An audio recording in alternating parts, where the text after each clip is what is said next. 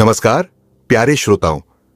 आज की कहानी शुरू करने से पहले मैं चाहूंगा कि उन खास लोगों को याद करूं जो हमारी कहानियों को सुनकर मुस्कुराते हैं और हमें प्रोत्साहित करते हैं। तो आइए इन अद्भुत श्रोताओं का जिक्र बड़े ही अनोखे और प्यार भरे अंदाज में करते हैं। सबसे पहले हमारे साथ हैं हिमाचल प्रदेश की खूबसूरत वादियों से कविता नेगी। आपकी सराहना और जुड़ाव हमें हमेशा प्रेरित करता है। फिर आते हैं अहमदाबाद के दिल से जुड़े खुश मिजाज और कहानी प्रेमी मेहुल भाई। आपकी ऊर्जा और स्नेह हमारी कहानियों में नई जान भर देते हैं। और अब बात करें मुस्कान अगस्त्या की, जिनका नाम ही उनकी खूबी बयां करता है। मुस्कान जी, आपकी कहानियों में रुचि और फीडबैक हमें बेहतर बनने का हौसला देता है।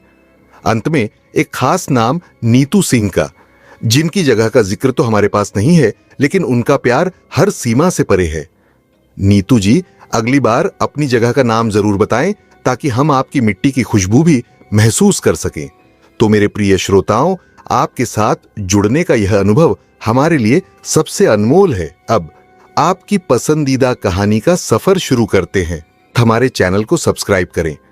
हमारी हर कहानी आपको एक नई दुनिया का अनुभव कराएगी, ऐसी दुनिया जहां हर पल रोमांच और रहस्य से भरा हुआ है।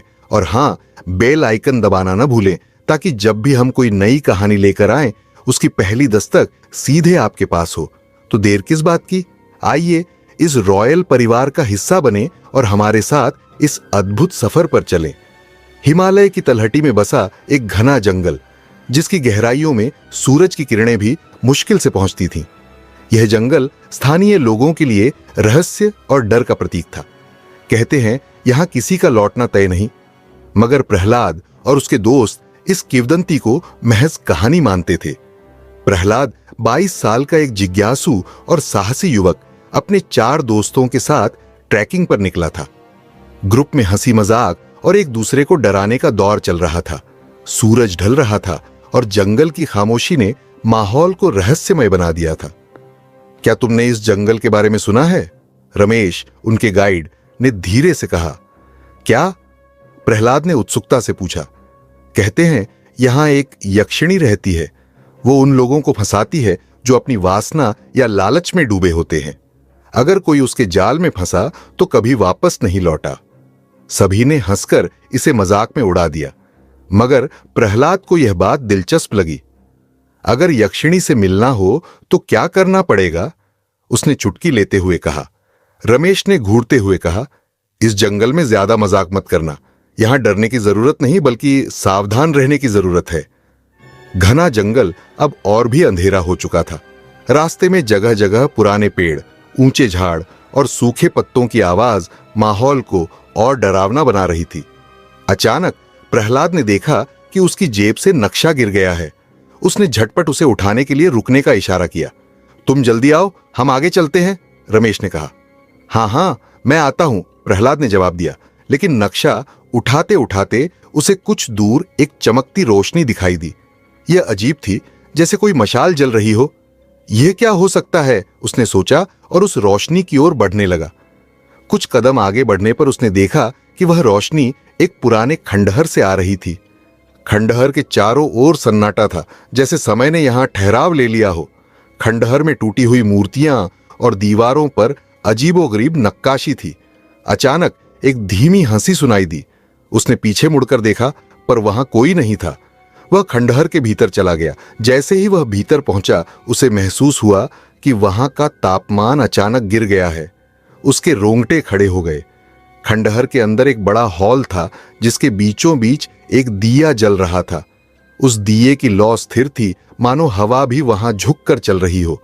कौन है यहां? प्रहलाद ने आवाज लगाई। कोई जवाब नहीं आया, मगर उसकी आवाज खंडहर की दीवारों से टकराकर लौट आई। तभी एक हल्की सी सुगंध हवा में घुल गई और तभी अंधेरे में से एक स्त्री प्रकट हुई। वह अत्यंत सुंदर और आकर्षक थी। उसकी आंखें गहरी और आवाज इतनी मीठी थी कि सुनते ही मन मोह हो जाए। तुम यहां कैसे आए? उसने मुस्कुराते हुए पूछा। मैं रास्ता भटक गया था, प्रहलाद ने थोड़ी घबराहट और थोड़ी जिज्ञासा से जवाब दिया। यह जगह तुम्हारे लिए नहीं है, वह धीमे से बोली। और तुम यहां क्या कर रही हो? प्रहलाद ने पूछा।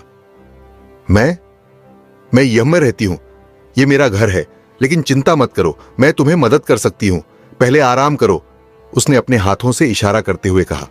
सुरभि ने उसे बैठने का इशारा किया। तभी वह प्रहलाद के लिए एक थाल लेकर आई। थाल में फल और पानी था। प्रहलाद ने खाने की कोशिश की, लेकिन उसे लगा कि खाना अजीब स्वाद का था। तुम्हारा नाम क्या है? प्रहलाद ने पूछा। मेरा नाम सुरभि है, तुम यहां कैसे भटके? प्रहलाद ने अपनी पूरी कहानी सुनाई। सुरभि उसकी बातें ध्यान से सुन रही थी, मगर उसकी आंखों में एक अजीब चमक थी जो प्रहलाद को बेचैन कर रही थी। भोजन खत्म करने के बाद सुरभि ने कहा, तुम यहां सुरक्षित हो, सुबह मैं तुम्हें रास्ता दिखा दूंगी, अभी आराम करो। जैसे ही प्रहलाद ने आराम करने की कोशिश की, उसे अजीब सी ध्वनियां सुनाई देने लगीं। खंडहर की दीवारों पर छायाएं नाचती हुई दिख रही थीं। वह उठकर देखना चाहता था, मगर उसके शरीर में भारीपन महसूस हो रहा था। यह मुझे क्या हो रहा है? उसने खुद से कहा। तभी सुरभि की आवाज गूंजी, डरो मत, सब ठीक है, बस सो जाओ। लेकिन प्रहलाद के मन में एक गहरी बेचैनी और डर ने घर कर लिया। उसे समझ नहीं आ रहा था कि यह जगह और यह स्त्री इतनी अजीब क्यों है। जैसे ही प्रहलाद सोने की कोशिश कर रहा था, उसने महसूस किया कि कमरे में कोई उसके पास बैठा है। उसने धीरे धीरे अपनी आंखें खोलीं। सुरभि उसके पास झुकी हुई थी और उसकी आंखों में अब वह मोहक चमक नहीं थी, बल्कि कुछ ऐसा था जो उसे भयभीत कर रहा था। खंडहर के भीतर की हवा और भी ठंडी हो चुकी थी और एक धीमी आवाज गूंज रही थी, जैसे किसी ने कहा हो, यहां से बचकर दिखाओ। प्रहलाद को ऐसा महसूस हो रहा था जैसे कोई उसकी आत्मा को चीरकर देख रहा हो। सुरभि की आंखें, जो पहले मोहक और आकर्षक लग रही थीं, अब किसी गहरी खाई की तरह प्रतीत हो रही थीं। उसकी उपस्थिति में एक अजीब सिहरन थी। क्या हुआ प्रहलाद? तुम डरे हुए लग रहे हो। यहां डरने की कोई बात नहीं है, सुरभि ने मुस्कुराते हुए कहा। उसकी आवाज इतनी मधुर थी कि डर के बावजूद प्रहलाद थोड़ी देर के लिए शांत हो गया। यह जगह, यह इतनी अजीब क्यों लग रही है? प्रहलाद ने कांपती आवाज में पूछा। यह खंडहर मेरा घर है, लेकिन यह तुम्हारे लिए थोड़ा अलग हो सकता है, सुरभि ने धीरे से कहा। सुरभि ने अपने लंबे घने बालों को पीछे किया और प्रहलाद की ओर बढ़ने लगी। उसके हर कदम के साथ ऐसा लगता था मानो जमीन कांप रही हो। उसने प्रहलाद के पास बैठकर अपना हाथ उसके कंधे पर रखा। तुम्हें आराम की जरूरत है। शायद यह जगह तुम्हारे लिए नई और डरावनी हो, लेकिन मेरे साथ तुम सुरक्षित हो, उसने कहा। प्रहलाद ने राहत की सांस ली, लेकिन उसके भीतर का डर अब भी कायम था। सुरभि की हर बात, हर हाव भाव में कुछ ऐसा था जो उसे असामान्य लग रहा था। जब वह खंडहर में घूम रहा था तो उसने दीवारों पर उकेरी गई नक्काशी पर गौर किया। यह नक्काशी किसी पुराने समय के युद्ध, नृत्य और अजीबोगरीब जीवों की थी। वह एक चित्र पर रुका जिसमें एक स्त्री, जिसने एक खूबसूरत मगर खतरनाक पोशाक पहनी थी, कई पुरुषों को अपने पैरों के पास झुके हुए दिखा रही थी। तभी उसे ऐसा महसूस हुआ कि वह चित्र हिलने लगा। वह स्त्री उसे घूर रही थी। उसने तुरंत अपनी आंखें हटा लीं। यह तुम्हारा भ्रम है, उसने खुद को समझाने की कोशिश की। तुम्हें कुछ मिला? सुरभि की आवाज उसके पीछे गूंजी। यह चित्र, यह बहुत अजीब है, यह जैसे जीवित हो उठते हैं, प्रहलाद ने कहा। सुरभि ने हंसते हुए कहा, यह तो सिर्फ पुराने समय की कहानियां हैं, उन्हें गंभीरता से मत लो। रात गहराती जा रही थी। सुरभि ने प्रहलाद को एक कक्ष में ले जाकर सोने का इंतजाम किया। कक्ष में दीवारों पर लालटेन की रोशनी थी और वहां चारों ओर अजीब सी गंध फैली हुई थी। सो जाओ, सुबह तक सब ठीक लगने लगेगा, सुरभि ने कहा। लेकिन जब प्रहलाद सोने की कोशिश कर रहा था तो उसे महसूस हुआ कि दीवारों पर उकेरे गए चेहरे उसे घूर रहे हैं। उसने आंखें बंद कर लीं, लेकिन अब भी उसे कानों में फुसफुसाहट सुनाई दे रही थी। जब वह गहरी नींद में गया तो उसे सपने में सुरभि दिखाई दी। वह एक बड़े और चमकीले कक्ष में थी जहां वह प्रहलाद को बुला रही थी। आओ प्रहलाद, मेरे करीब आओ। उसकी आवाज मधुर थी, मगर उसमें एक अजीब सी शक्ति थी। प्रहलाद उसके पास गया और जैसे ही उसने उसका हाथ पकड़ा, उसने देखा कि उसके हाथ खून से सने हुए थे। कक्ष अचानक काले धुएं से भर गया और सुरभि की हंसी डरावनी गूंज में बदल गई। प्रहलाद चौंक कर उठ गया। शरीर पसीने से भीगा हुआ था। सुबह हुई, लेकिन खंडहर में अंधेरा अब भी छाया हुआ था। ऐसा लग रहा था कि समय यहां रुक गया है। सुरभि उसके पास आई और मुस्कुराते हुए बोली, तुम्हारी रात कैसी रही? मैंने कुछ अजीब सपने देखे, प्रहलाद ने जवाब दिया। यह जगह थोड़ी अलग है। तुम्हारा मन शायद थका हुआ है, लेकिन चिंता मत करो, मैं तुम्हें रास्ता दिखा दूंगी, उसने कहा। सुरभि ने उसे खंडहर से बाहर निकालने की पेशकश की। वह उसके साथ जंगल में चलने लगा, लेकिन उसे लग रहा था कि वह उसी जगह बार बार घूम रहा है। हम कहां जा रहे हैं? प्रहलाद ने पूछा। तुम्हें जल्द ही पता चलेगा, सुरभि ने मुस्कुराते हुए कहा। जंगल में चलते चलते उन्होंने एक छोटी सी झील देखी। झील के पास जाते ही प्रहलाद को एक औरत की चीख सुनाई दी। वह पलटा तो देखा कि सुरभि के चेहरे पर अब एक खतरनाक मुस्कान थी। तुम्हारा सफर अब शुरू हुआ है प्रहलाद, उसने कहा। उसकी आवाज अब एक गूंज बन चुकी थी जो चारों ओर फैल रही थी। सुरभि की खतरनाक मुस्कान और उसकी बदलती आवाज ने प्रहलाद को जड़ कर दिया। झील का पानी अब शांत नहीं था। उसमें लहरें उठ रही थीं और उसकी सतह पर अजीब आकृतियां उभरने लगी थी, जैसे कई आंखें उसे घूर रही हों। यह सब क्या हो रहा है? प्रहलाद ने घबराकर पूछा। तुमने जो पूछा था उसका जवाब मिलने का समय आ गया है, सुरभि ने धीमे लेकिन दृढ़ स्वर में कहा। मैंने कुछ नहीं पूछा, प्रहलाद ने चीखते हुए कहा। तुमने जंगल के रहस्य को जानने की इच्छा जाहिर की थी। यह जगह और मैं, हम दोनों तुम्हारे अंदर छिपी इच्छाओं को जानते हैं, और अब तुम्हें अपनी हकीकत से सामना करना होगा। जैसे ही सुरभि ने यह कहा, उसका शरीर बदलने लगा। उसकी सुंदरता धुंधली पड़ गई। उसकी आंखें अब गहरे गड्ढों जैसी दिख रही थीं और उसके बाल सांपों की तरह हवा में लहराने लगे। उसकी चमड़ी सफेद और बेजान हो गई और उसके होंठों से खून टपकने लगा। तुम क्या हो? प्रहलाद ने कांपते हुए पूछा। मैं वही हूं जिसे लोग यक्षिणी कहते हैं। मैं वे हूं जो पुरुषों की इच्छाओं को पहचानती है और उनका इस्तेमाल करती हूं, और तुम अब मेरे जाल में हो, सुरभि ने कहा। प्रहलाद ने झील के पास से भागने की कोशिश की, लेकिन हर दिशा में पेड़ अचानक बढ़ने लगे।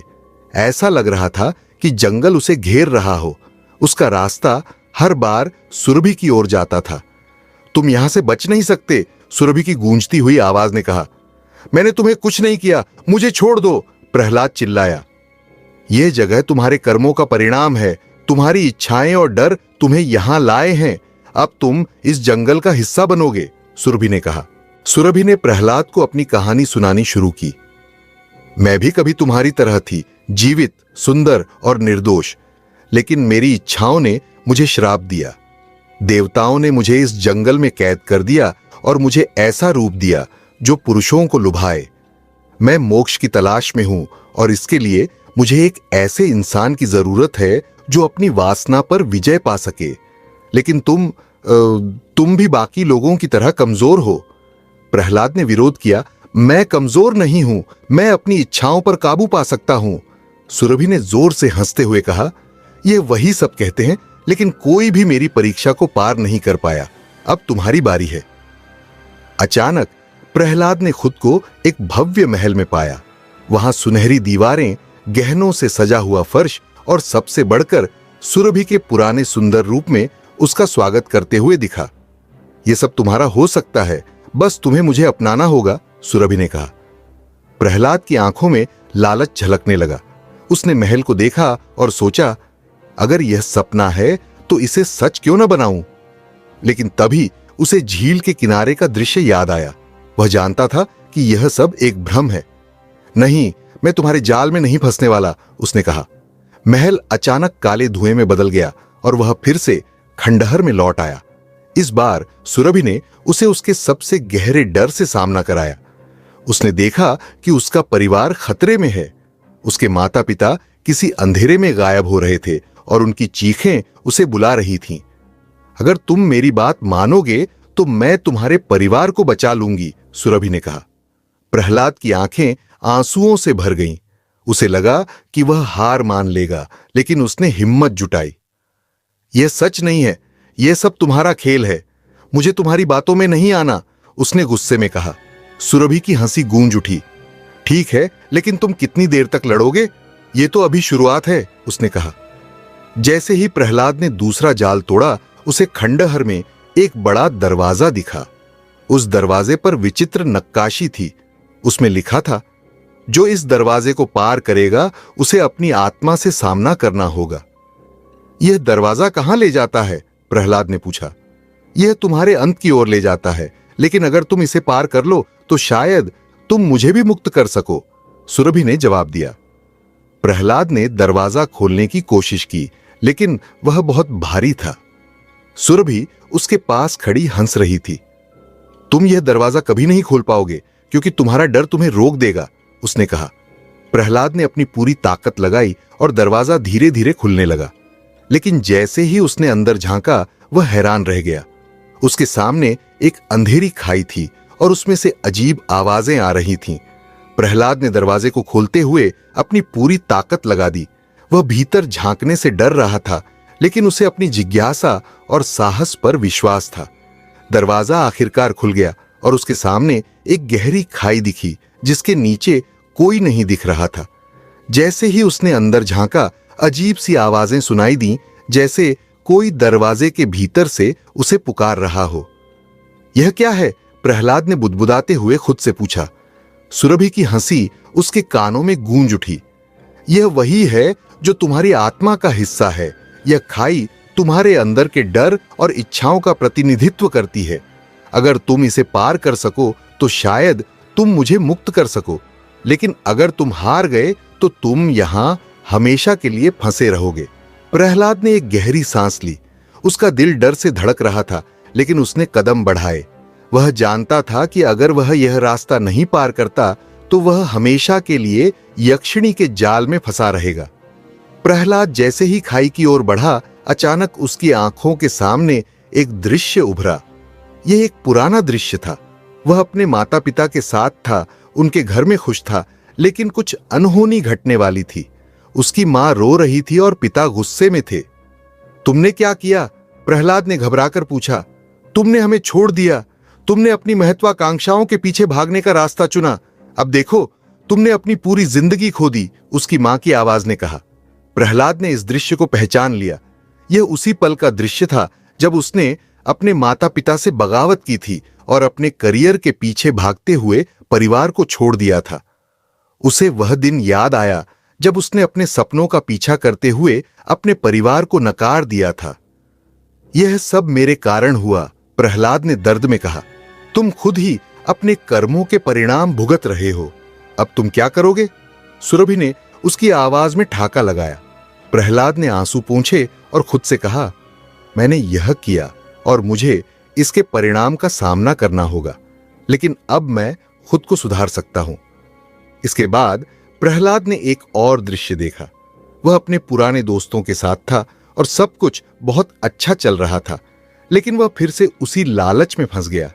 वह अपना करियर बनाने के लिए उन्हें धोखा दे रहा था और उन्हें झूठ बोल रहा था। तुम्हारे इस झूठे जीवन का अब क्या होगा? सुरभि की आवाज फिर से गूंज उठी। तुम नहीं बच सकते। प्रहलाद ने देखा कि उसके पुराने दोस्त उसकी ओर घूर रहे थे। उन्होंने उसे अपने विश्वासघात के लिए ताना मारा। वह महसूस कर रहा था कि वह अपने लालच और झूठ के कारण अपनी दोस्ती और रिश्तों को खो चुका है। लेकिन प्रहलाद अब पहले जैसा नहीं था।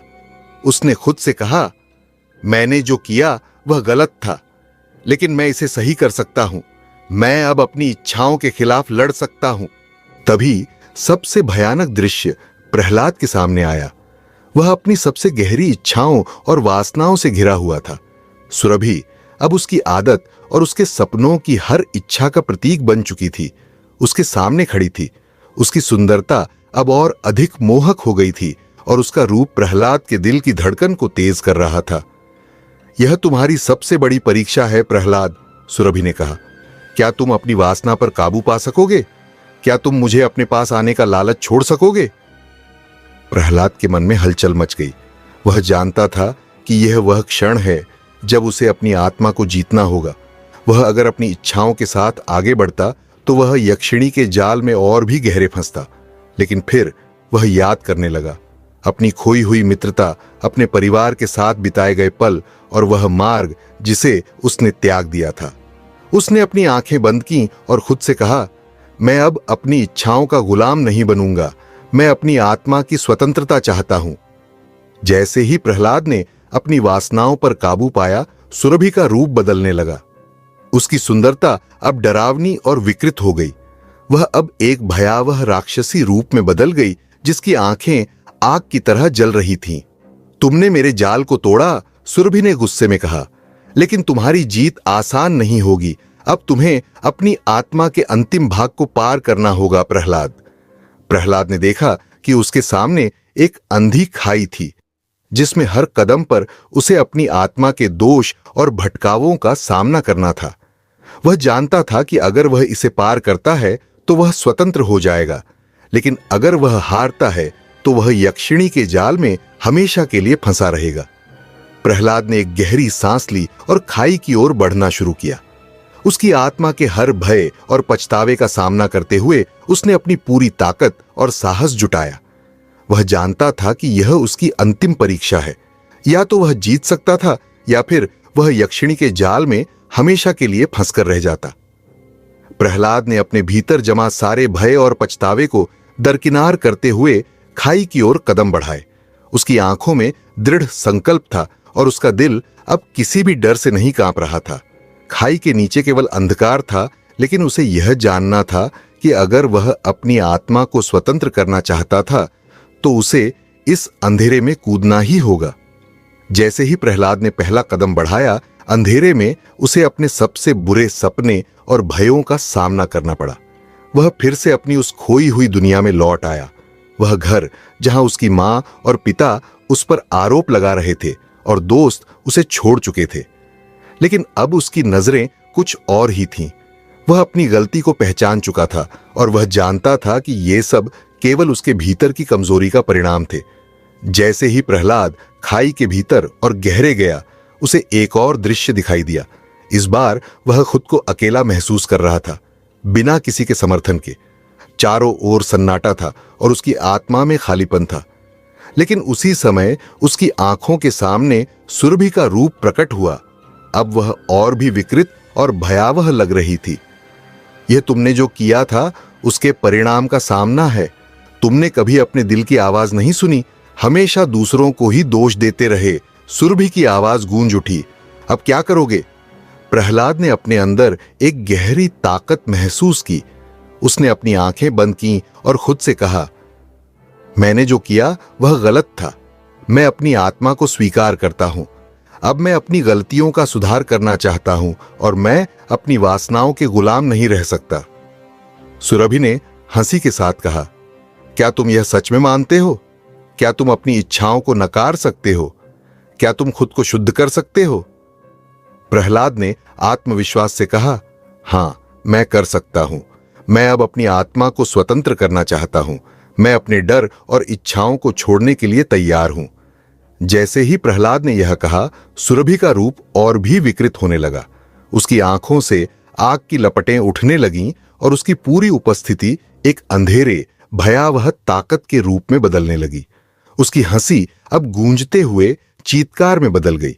तुम्हें मेरी शक्ति का एहसास नहीं है प्रहलाद, सुरभि ने कहा और एक विशाल तूफान की तरह उसकी ओर बढ़ी। लेकिन प्रहलाद ने एक कदम पीछे नहीं हटाया।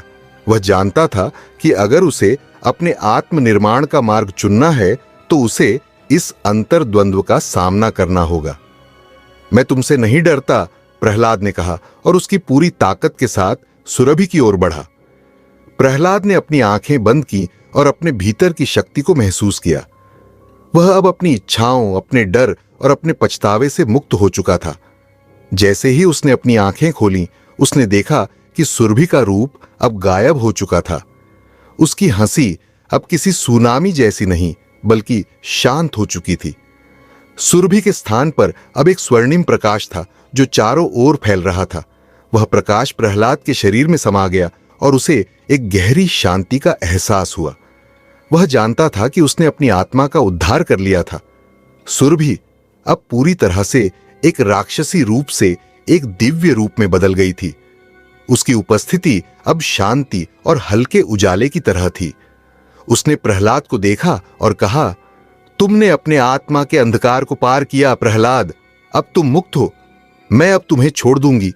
तुम्हारा समय यहां समाप्त हुआ। तुम मोक्ष की ओर बढ़ने के योग्य हो। यह तुम्हारी यात्रा का अंत है। प्रहलाद ने धीरे धीरे सिर झुकाया। उसकी आंखों में आंसू थे, लेकिन ये आंसू दर्द के नहीं, शांति के थे।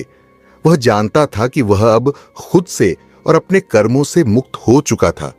उसने अपनी सारी इच्छाओं, वासनाओं और डर को पार किया था। सुरभि ने एक अंतिम मुस्कान के साथ प्रहलाद को देखा और धीरे धीरे विलीन हो गई। उसकी आवाज गूंजती रही, अब तुम्हारे भीतर की रोशनी और सच्चाई की शक्ति प्रबल होगी। तुम अब आत्मा के एक नए सफर पर जा रहे हो। प्रहलाद ने अपने पूरे जीवन के बारे में सोचा।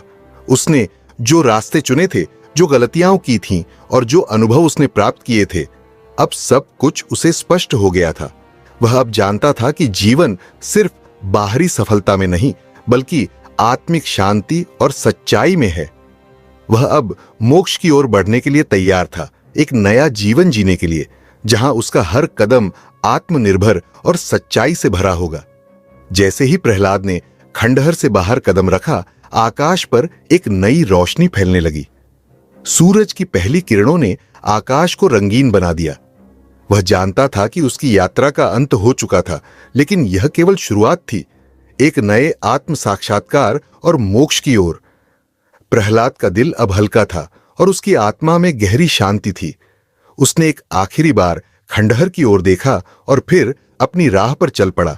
तैयार था अगले अध्याय के लिए, एक नए जीवन के लिए। प्रहलाद ने खंडहर से बाहर कदम रखा। उसके कदम धीरे धीरे आकाश की ओर बढ़ रहे थे, जैसे हर कदम के साथ वह अपने भीतर की सच्चाई को और अधिक महसूस कर रहा था।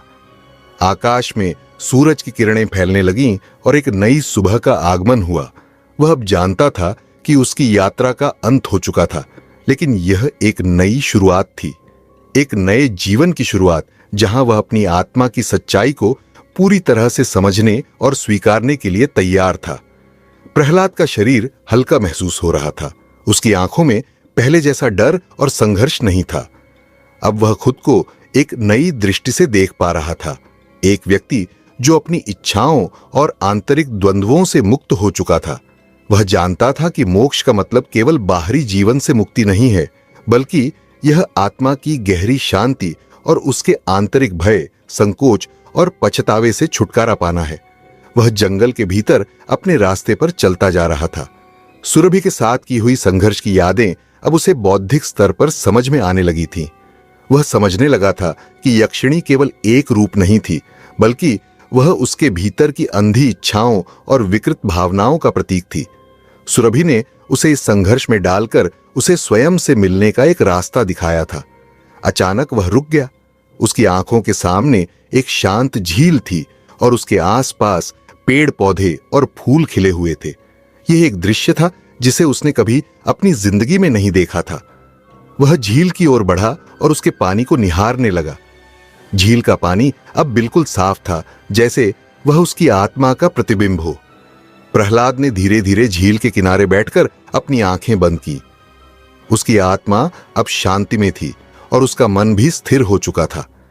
वह जानता था कि अब उसे अपनी इच्छाओं और डर से कभी कोई जंग नहीं लड़नी होगी। अब वह सच्चाई की राह पर था। वह खुद को जानने और समझने के साथ आगे बढ़ रहा था।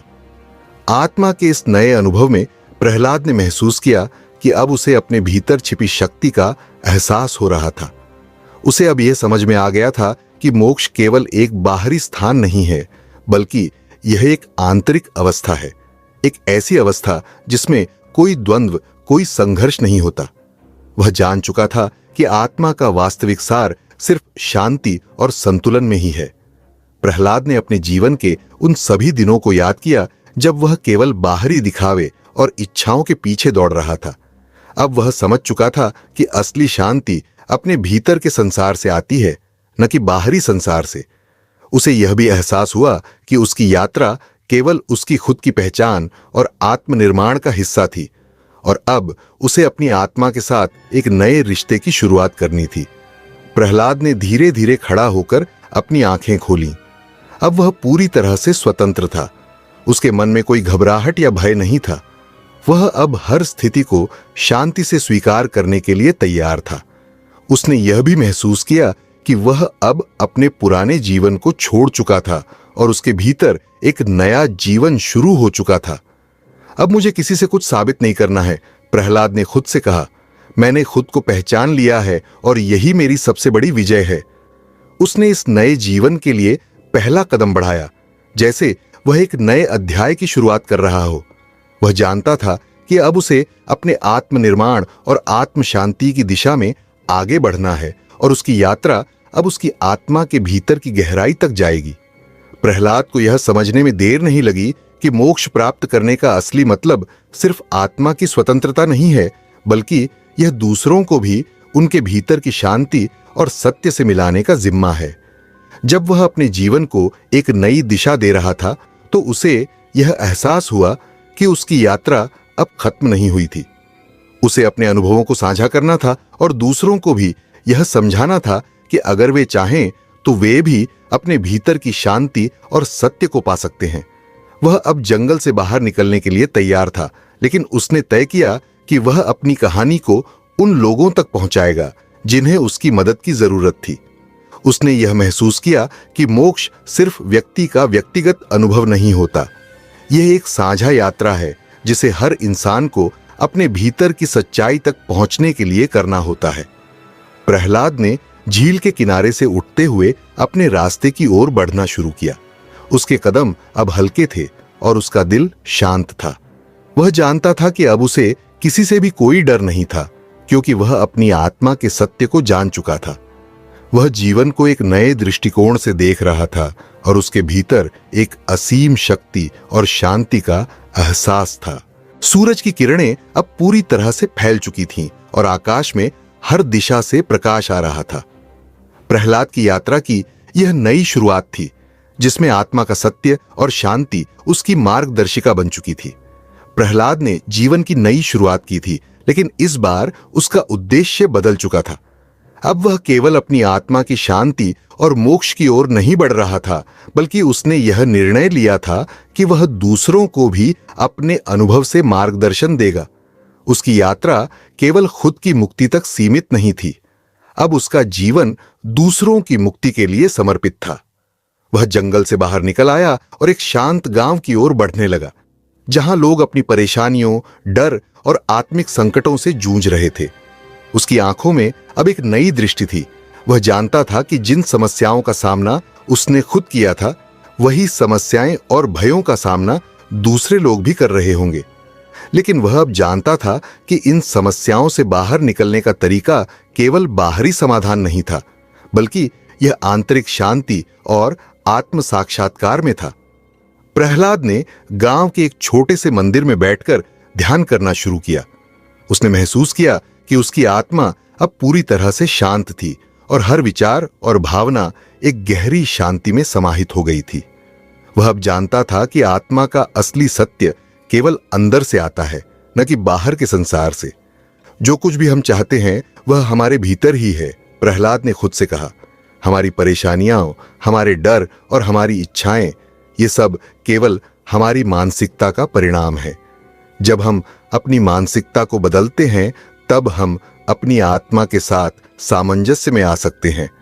वह गांव में लोगों से मिलने और उनसे उनकी समस्याओं के बारे में बात करने लगा। वह उन्हें बताता कि आत्मा का असली उद्देश्य सिर्फ सुख और आनंद प्राप्त करना नहीं है, बल्कि यह अपने भीतर की सच्चाई को पहचानना और आत्मनिर्भर होना है। गांव में एक बुजुर्ग महिला थी जिसका नाम सरिता था। वह मानसिक रूप से परेशान थी और उसे हर दिन अपने पुराने दुखों से जूझना पड़ता था। प्रहलाद ने एक दिन उसे देखा और उसकी परेशानियों के बारे में पूछा। सरिता ने बताया, मेरे जीवन में बहुत सी गलतियां हुई हैं और मुझे लगता है कि अब मुझे कभी शांति नहीं मिलेगी। हर दिन मैं अपने पुराने कृत्यों का पछतावा करती हूं और मुझे लगता है कि मैं कभी इस बोझ से मुक्त नहीं हो पाऊंगी। प्रहलाद ने सरिता को गहरी शांति से देखा और कहा, आपका आत्मा उस बोझ को नहीं उठाता है जिसे आप महसूस करती हैं। ये केवल आपके विचार हैं जो आपको सजा दे रहे हैं। जब आप अपने भीतर की सच्चाई को समझेंगी तो यह बोझ अपने आप हल्का हो जाएगा। सरिता ने उसे उलझन में देखा, लेकिन प्रहलाद ने उसे आत्म साक्षात्कार का मार्ग समझाना शुरू किया। वह उसे बताता गया कि अपनी गलती स्वीकार करना और उससे सीखना आत्मा की मुक्ति का पहला कदम होता है। वह सरिता से कहता, जो हुआ वह हुआ। अब जो आप बन सकती हैं वह है एक व्यक्ति जो खुद को शांति और सच्चाई से जोड़ सकती है। सरिता ने धीरे धीरे उसकी बातों को समझना शुरू किया। वह दिन प्रतिदिन आत्मचिंतन और ध्यान में लगी रही और कुछ महीनों बाद उसने महसूस किया कि वह पहले से कहीं अधिक हल्की और शांतिपूर्ण महसूस करती थी। प्रहलाद की दी हुई शांति की राह ने उसे अपने पुराने दुखों से उबार लिया था। गांव में लोग प्रहलाद के पास आने लगे। वे अपनी समस्याओं, डर और जीवन के संघर्षों के बारे में उसे बताते। प्रहलाद उन्हें यही समझाता कि अगर वे अपने भीतर की शांति और आत्म साक्षात्कार को पहचान लें तो बाहरी समस्याएं स्वतः हल हो जाएंगी। वह कहता, आत्मा की शांति केवल एक बाहरी लक्ष्य नहीं है, यह एक आंतरिक स्थिति है। जब आप अपने भीतर की अच्छाई और शांति को पहचानेंगे तो बाहरी जीवन अपने आप संतुलित हो जाएगा। उसने यह देखा कि जैसे जैसे लोग उसके संदेश को समझते गए, उनकी मानसिक स्थिति में सकारात्मक बदलाव आने लगा। लोग अपनी समस्याओं का सामना अब साहस और शांति से करने लगे। प्रहलाद ने देखा कि उसकी यात्रा केवल अपनी आत्मा की मुक्ति तक नहीं थी, बल्कि यह दूसरों की मदद करने और उन्हें सही रास्ते पर लाने की यात्रा बन चुकी थी। प्रहलाद की उपस्थिति और उसका संदेश धीरे धीरे पूरे गांव में फैलने लगा। लोग उसे गुरु के रूप में देख रहे थे, क्योंकि वह न केवल उनके सवालों का उत्तर देता था, बल्कि उन्हें आत्मिक शांति और सच्चाई का मार्ग भी दिखाता था। अब गांव के लोग अपने जीवन के छोटे छोटे संघर्षों को समझने और उन्हें पार करने के लिए आंतरिक दृष्टि से काम करने लगे थे। प्रहलाद ने यह समझ लिया कि आत्मा की मुक्ति केवल व्यक्तिगत नहीं होती। जब एक व्यक्ति अपनी आंतरिक शांति और सत्य की पहचान करता है तो वह अपने समाज को भी प्रभावित करता है। वह जानता था कि यही वह परिवर्तन था जिसे उसने स्वयं महसूस किया था और अब उसे दूसरों तक पहुंचाने का समय आ चुका था। प्रहलाद ने सोचा, अगर एक व्यक्ति अपनी आत्मा के सत्य से जुड़ता है तो पूरे समाज में बदलाव आ सकता है। यह केवल मेरे जीवन की यात्रा नहीं है, यह पूरी दुनिया की यात्रा है। यह हर एक व्यक्ति की यात्रा है। जब हम अपनी आत्मा के सत्य को पहचानते हैं तो हम सामूहिक शांति की ओर बढ़ते हैं। गांव में बदलाव धीरे धीरे आ रहा था। लोग अब एक दूसरे के साथ बेहतर संबंध बना रहे थे और उनके बीच तनाव और द्वंद्व कम हो गए थे। प्रहलाद ने महसूस किया कि वह जिस आत्मिक शांति की खोज में था, वह अब एक साझा अनुभव बन चुका था। अब उसका उद्देश्य सिर्फ खुद को जानना नहीं था, बल्कि वह चाहता था कि हर व्यक्ति अपने भीतर की शांति और सच्चाई को खोजे। एक दिन प्रहलाद ने गांव के बीच में एक खुले मैदान में सबको बुलाया। वह सबको आत्मनिर्माण और आत्म साक्षात्कार की महत्वता समझा रहा था। उसने कहा, हम सभी एक हैं। हम सबकी आत्मा एक ही शांति की ओर बढ़ रही है। अगर हम एक दूसरे को समझें तो हम सभी मिलकर एक उच्चतर जीवन जी सकते हैं। वह अब जानता था कि उसकी यात्रा का असली उद्देश्य केवल खुद को जानना नहीं था, बल्कि दुनिया को एक बेहतर जगह बनाना था, जहां हर व्यक्ति अपने भीतर की सच्चाई और शांति को पहचान सके। उसकी आत्मा की यात्रा अब पूरी नहीं हुई थी, यह एक सामूहिक यात्रा बन चुकी थी। प्रहलाद ने अपनी आंखें बंद की और एक गहरी सांस ली। वह जानता था कि अब वह अपने जीवन में सबसे महत्वपूर्ण कार्य में जुटा था, अपने अनुभवों और सत्य को दूसरों तक पहुंचाना। उसकी आत्मा अब पूरी तरह से शांत थी और उसका हर कदम अब एक उद्देश्य से प्रेरित था, समाज की आत्मा की मुक्ति। प्रहलाद की यात्रा अब उसकी नहीं रही, वह पूरी मानवता की यात्रा बन चुकी थी। उसकी आत्मा ने सच्चाई और शांति की राह पर चलकर न केवल खुद को बल्कि पूरी दुनिया को जागृत किया था।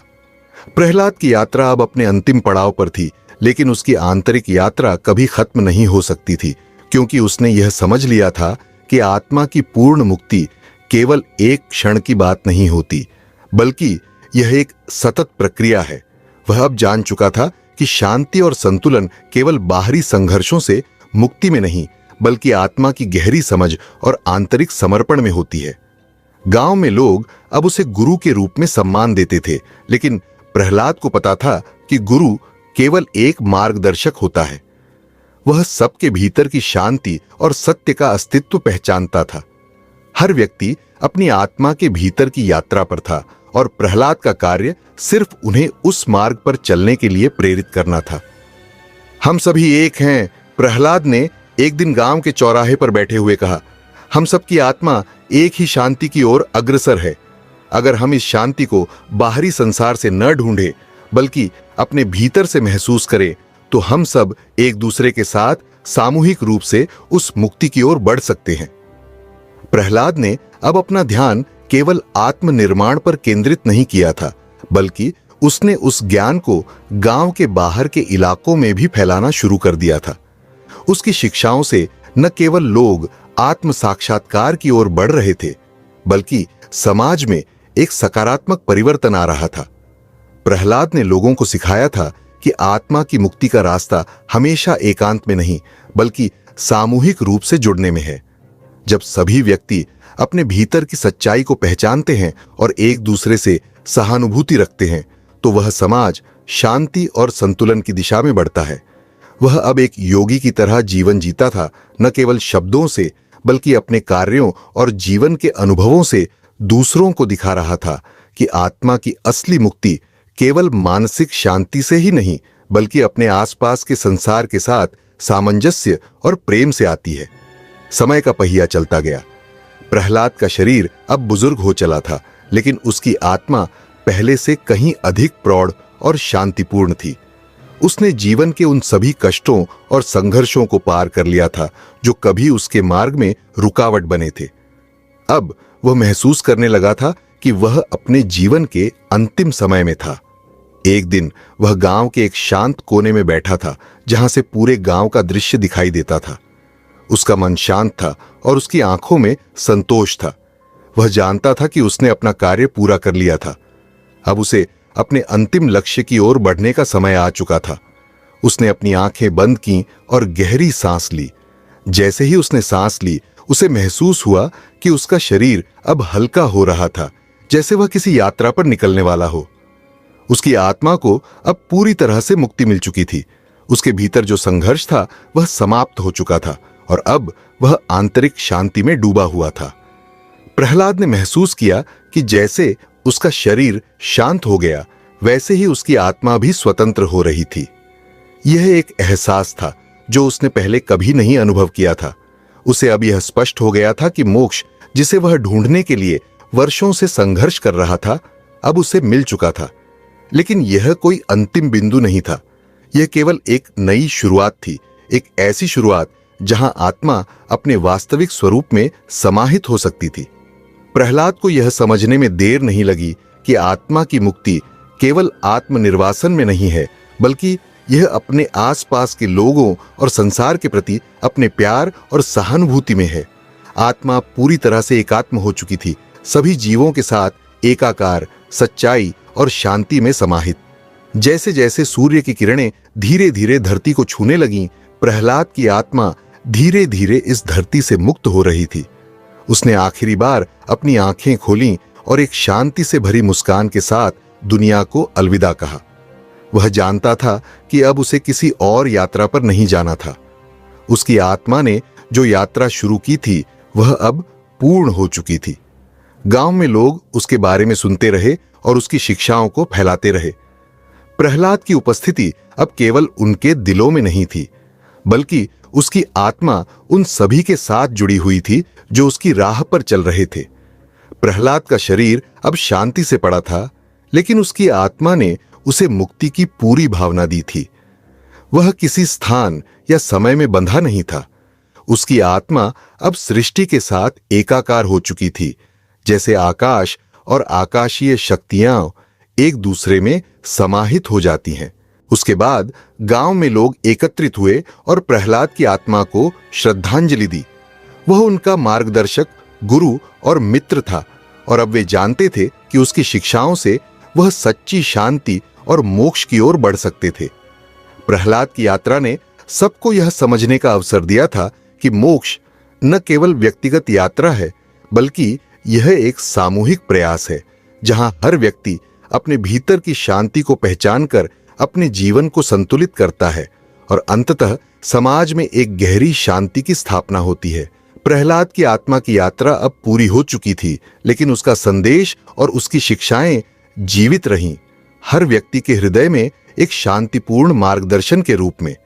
उसकी यात्रा का वास्तविक उद्देश्य अब शुरू हुआ था, एक ऐसा उद्देश्य जो सच्ची शांति, प्रेम और आत्म साक्षात्कार की ओर बढ़ता रहेगा। मेरे प्यारे दर्शकों, हमें पूरा विश्वास है कि इस रोमांचक सफर ने आपके दिल को छुआ और मन में नई लहरें जगा दी होंगी। हमारी यह कहानी आपको कैसी लगी? अपने दिल की बात, अपने विचार हमारे साथ कमेंट्स में जरूर साझा करें। हम बेकरारी से इंतजार कर रहे हैं कि यह कहानी आपके भीतर कैसी अनुभूति लेकर आई। और हां, अगर आप इस चैनल पर नए हैं तो इस रिश्ते को और मजबूत करने के लिए सब्सक्राइब का बटन दबाना न भूलें। बेल आइकन को भी जरूर दबाएं ताकि हमारी हर नई और दिलचस्प कहानी सबसे पहले आपकी स्क्रीन पर दस्तक दे सके। तो अपने दिल को रोमांच और रहस्य की इस यात्रा में डूबने दें।